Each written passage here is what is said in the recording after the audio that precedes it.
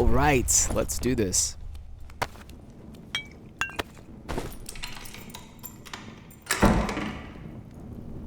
I actually don't need to turn these off because no one can get up here, but I'm just in such a habit of turning torches off that I'm just going through the motions.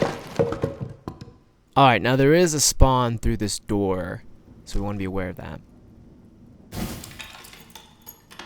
Oh, okay, we're hearing some bow shots. Alright, I think it's just a cleric. Let's see. Nope, no, definitely not just a cleric. Now the cleric didn't look too geared, he seemed like a baby, so this is probably just a starter squad here, so it shouldn't be too hard to take out. So the idea is to pop some of these invis potions and just wait for the right opportunity, preferably when they're not facing me and on their way out through one of the doors, to ambush one of them. Now the timing is very important on these pots because they don't last a while. I'm pretty sure they're just basic ones. So that's like 20 seconds, I believe, which is not a lot of time. So hopefully we can just use the one and get through with the one into our hide ability, shifting into that so we don't have to burn the other one. Okay, let's pop our hide, and that was 20 seconds gone just like that. And now let's get some information. Let's get a little bit closer, see what's going on, see what we're dealing with. All right, now we're just waiting for him to turn around, just like that. Let's go for it. All right, we got a rupture off. We're dealing some really good damage here. Okay, Ranger's down. He was the biggest threat because he can attack from a distance. Now let's lead the cleric on a merry chase, get our hide back, and get our rupture back.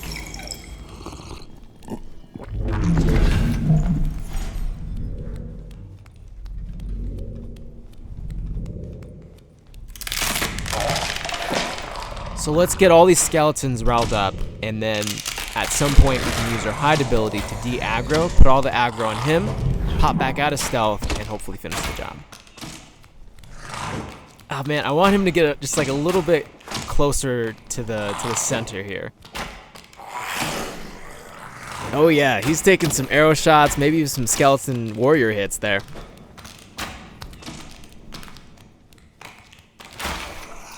Alright, let's pop our hide, put all the aggro on him.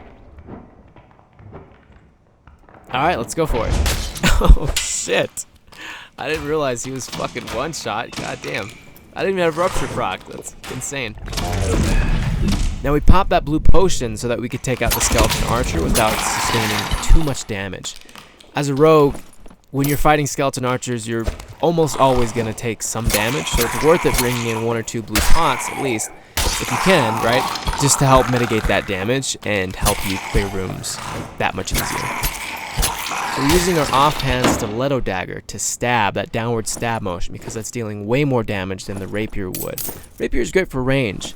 It's good for taking down mobs, dealing, you can get away with more attacks using the rapier, but it's not going to deal as much damage. It's much better just to come in, get a quick couple stabs.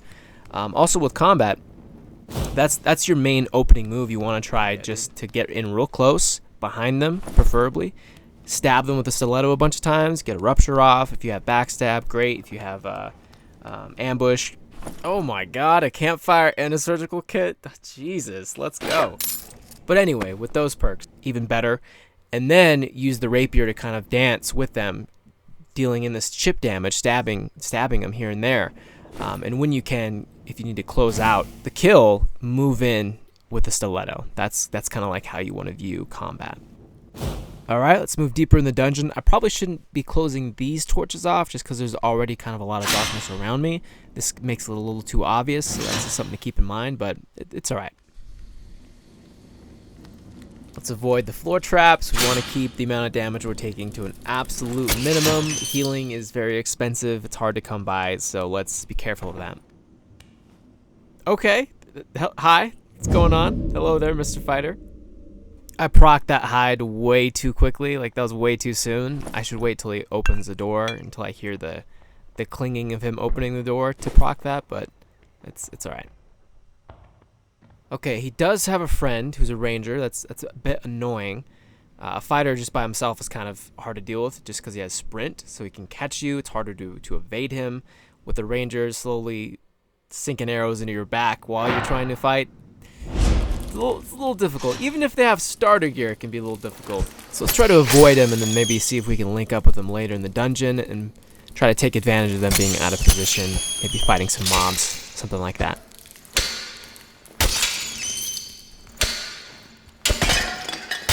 Now, as of this playtest number 3, a bandage will always spawn here. So anytime you're coming to this corridor, check this spot. It's free healing every single time without fails. And sometimes you find green bandages, and they're not just basic bandages, which is even better. Okay, let's hope this isn't a mimic. Okay, let's remember the rule of 3. For every 2 torches that are on, let's put one of them off to give us a little bit of cover, but not make things too obvious. Man, that surgical kit is so good. Like, you can't buy those from the, directly from the store. You can find them occasionally on the trading menu, trading hub, but that's just a nice pickup.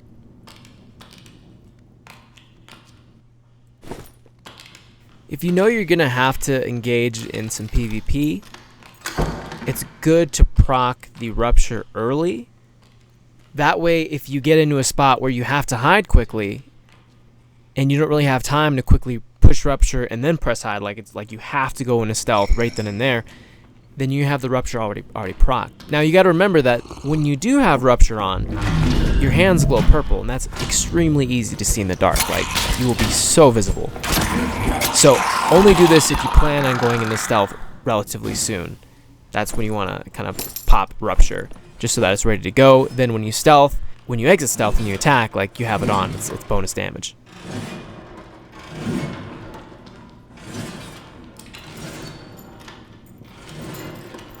Bro, no fucking way we pick up another surgical kit. Holy shit. This is why you always smash urns, you always check the chest.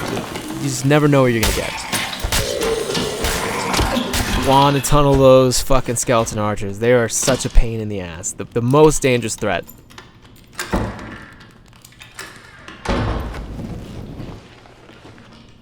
Alright, let's just top our health off here and keep an ear out and see if we can hear any other players nearby.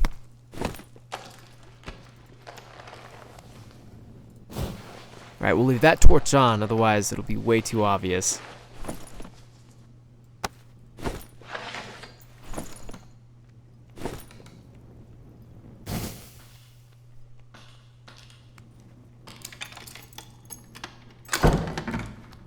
Skeleton mages are pretty easy to cheese if you can get them stuck on a wall. Let's just weaken him down a bit with some throwing knives here. The priority list for your throwing knife use is skeleton mages, skeleton archers, and then other players at the bottom. Typically because when you're engaged in combat like that using throwing knives against players, your stealth is already broken, you've probably killed one of them already, so it's not the biggest priority. It's mainly for you to not take damage when fighting against mages and archers, because that's where most of your damage is going to come from. That and PvP combat.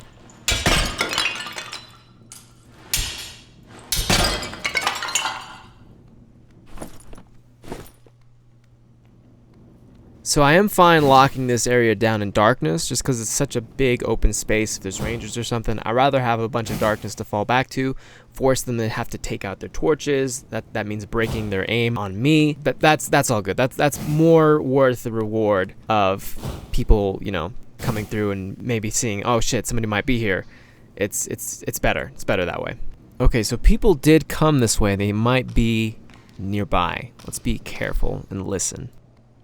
Alright, Wraith is still up along with the chests. That means they're not super geared. They didn't cheese it. That mummy is chasing somebody though, so let's see if we can make our way towards them. There's a window right before the archer releases the arrow at you, where if you crouch, you can always avoid it. But it's a tiny window and it's very, very easy to fuck up. But if you practice it, you'll be able to dodge just like it just did and avoid all damage, because they aim for your head when they shoot. So if you crouch right when they release it, they're aiming for your head hitbox and it'll totally miss you. Now the circle is closing. That means everyone's gonna come towards this area or close to this area.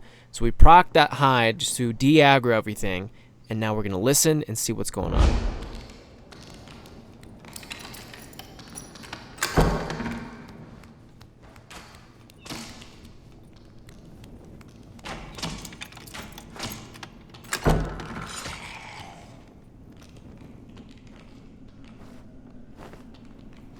Now normally you want to kill the bats, the skull bats, before going further, just because they can really fuck you over if you get stuck.